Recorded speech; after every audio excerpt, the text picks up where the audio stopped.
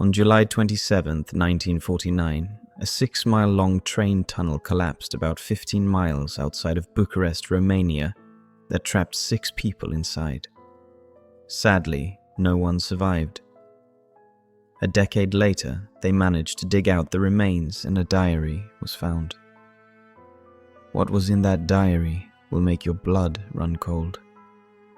My name is Daniel Balan, an engineer, the kind of engineer who makes sure the tracks and tunnels those trains go through are safe.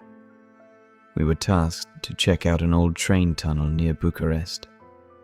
This tunnel had seen better days, and it was my job to go in and assess the situation and make sure it wasn't about to collapse. The morning started like any other. I grabbed my hard hat, flashlight, and a couple of tools, then headed out. The weather was a bit gloomy, with clouds hanging low like they were trying to make the mountains disappear. I met up with the crew at the site.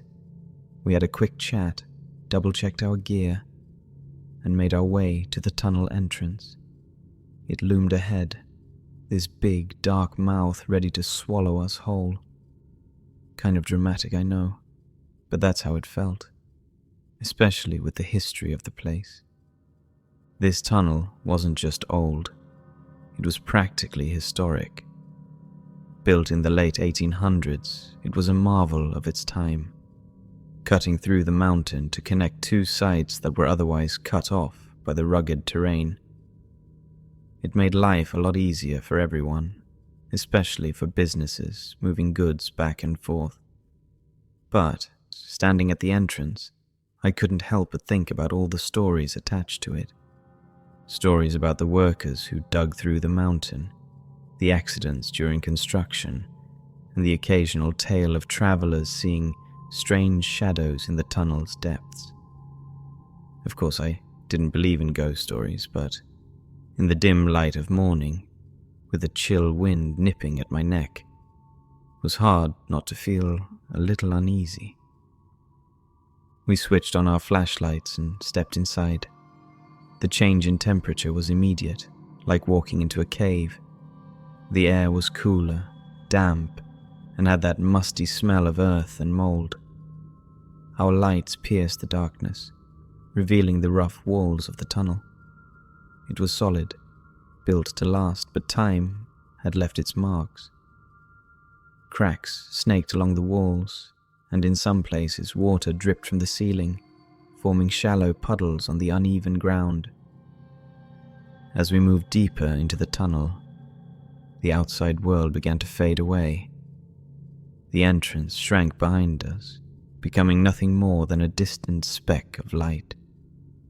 It was quiet, the kind of quiet that makes you hyper-aware of every sound.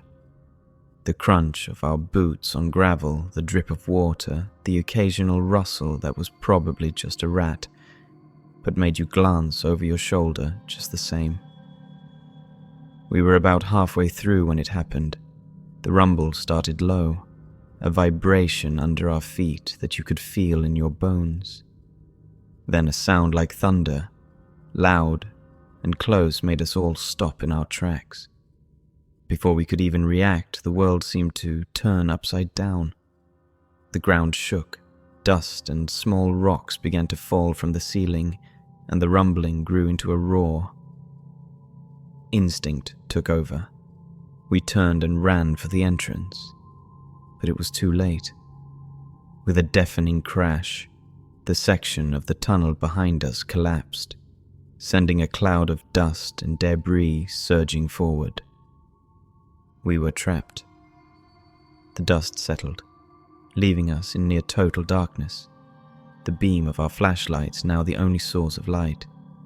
Panic set in for a moment, hearts racing, breaths coming in short gasps. The logical part of my brain kicked in, the engineer part thinking about structural integrity, potential weak points and escape routes. But another part of me, a part I didn't know existed, was seized by an irrational fear. It wasn't just the collapse, it was the tunnel itself, the darkness, the history, the stories, and as we regrouped, trying to call for help on radios that now only hissed static back at us, I tried to calm the crew down, telling them it's all good, that we just have to follow the tracks to the end of the tunnel and we'll be out in an hour. And so, we started walking. 1 hour, 2 hours, 3 hours. It was as if we were walking in circles. Eventually we came to a dead end, to the horrifying realization that the other end of the tunnel had also collapsed. Something in this tunnel did not want us to leave, and now I know what it is.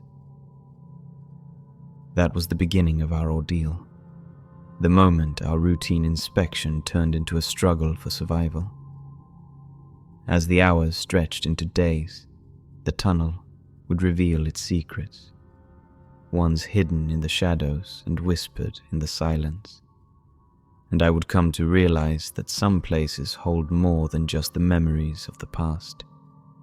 They hold something else, something that lurks in the dark, waiting. The first night was the hardest. The darkness in the tunnel felt alive, oppressive, as if it was weighing down on us. Our flashlights could only peer so far into the blackness, casting long shadows that twisted and turned with every flicker of movement. We tried to keep our spirits up, cracking jokes at first about our situation, but the laughter died quickly, swallowed by the vast emptiness of the tunnel. Huddled together, we shared what little food and water we had brought with us, each person lost in their own thoughts. My mind raced with plans, calculations on how to escape, but every scenario ended with the unknown variables of the collapsed sections. The radios were useless, our calls for help disappearing into the static. It was a sobering realization. We were on our own. The silence of the tunnel was unnerving. In the world above, there's always some noise, some sign of life, but here, there was nothing. That is, until the sounds started. At first, we thought we were imagining it, the result of high stress or a trick of the acoustics. But as the hours passed, it became undeniable. Soft whispers echoed in the distance, so faint we couldn't be sure if they were words or just the wind somehow finding its way through the mountain. Then there were the footsteps, the sound of something or someone moving just beyond the reach of our lights. We set up a watch schedule, 2 people awake at all times while the others tried to rest. Sleep was fitful, filled with dreams of being chased through endless dark, always just one step ahead of whatever was behind us. Every time I closed my eyes, I saw the tunnel, its walls closing in, and the feeling of being watched by unseen eyes. The days melded together, marked only by the dimming and brightening of the light from the distant entrance. We explored our confines, searching for another way out, but the collapse had sealed us in tight. The realization that we might not be found, that we could die in this forgotten stretch of darkness, began to take its toll. Paranoia crept in, whispered arguments breaking out over dwindling supplies and the best course of action. It was on the 4th day, I think, when we first saw them. We had noticed the odd shapes cast by our flashlights before, but these were different. They moved with purpose, slipping in and out of the darkness like smoke. At first, we thought it was a trick of the light, our minds playing tricks on us, but then they came closer. One of the crew, Sarah, saw it first, a shadow standing upright, almost human in shape but wrong, stretched and distorted. She screamed, pointing, and for a moment it stood there, unmoving, as if curious. Then, as quickly as it had appeared, it dissolved into the darkness. Panic set in. We were no longer alone, and whatever shared the tunnel with us was not friendly. The footsteps grew bolder, circling around us, always just out of sight.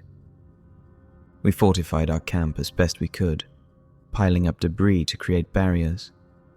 Not that it would do much against shadows, but it gave us a sense of security, however false.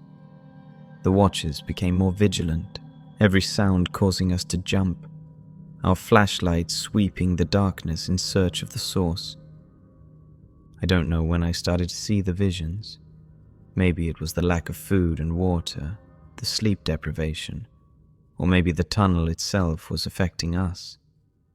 But I began to see things in the darkness, images of the tunnel's construction, the faces of the workers who had toiled to carve this passage through the mountain. And among them, something else, a presence that had been there from the beginning, watching, waiting.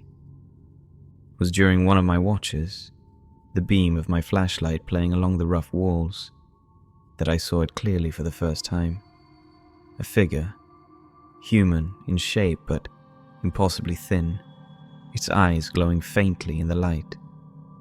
It didn't move, just watched me with an intensity that sent shivers down my spine. I wanted to call out to wake the others, but my voice was stuck in my throat. Then, as suddenly as it had appeared, it vanished. We were being hunted, played with like mice in a maze. And then, one by one, we started to disappear. Mike went first, vanishing during his watch. We searched, calling his name, but there was no response, no sign of him. Just the echoes of our voices bouncing off the tunnel walls. By the time the second person disappeared, we knew we couldn't stay any longer. We had to try and make a break for it, find another way out, or at least die trying. The plan was desperate, but so were we. We gathered what little supplies we had left, readied ourselves as best we could, and set out into the darkness. But the tunnel had other plans. The shadows seemed to sense our intent, closing in around us, the whispers rising to a deafening roar. It was a maze, the path twisting and turning, leading us in circles, and always the feeling of being watched, of being followed. I can't say how long we wandered, lost in the darkness. Time lost all meaning in the tunnel, the minutes stretching into eternity. Despair set in, the hope of escape fading with each passing moment. And then, there was only me. The last one left, the others taken by the shadows, their screams echoing in my ears long after they had fallen silent. Now, as I sit here, writing this in the dim light of my dying flashlight, I know I will not make it out. They are closing in on me. I can see them, out of the corner of my eye, waiting. I don't know what they are, what they want, but I know they are the true masters of this place. So, if you're reading this, know that I tried. I tried to survive, to find a way out, but some places are not meant for the living, and the tunnel is one of them. It's a place of darkness and despair, a place where shadows live and the dead whisper. And soon, I will join them, another voice in the chorus, another shadow in the dark.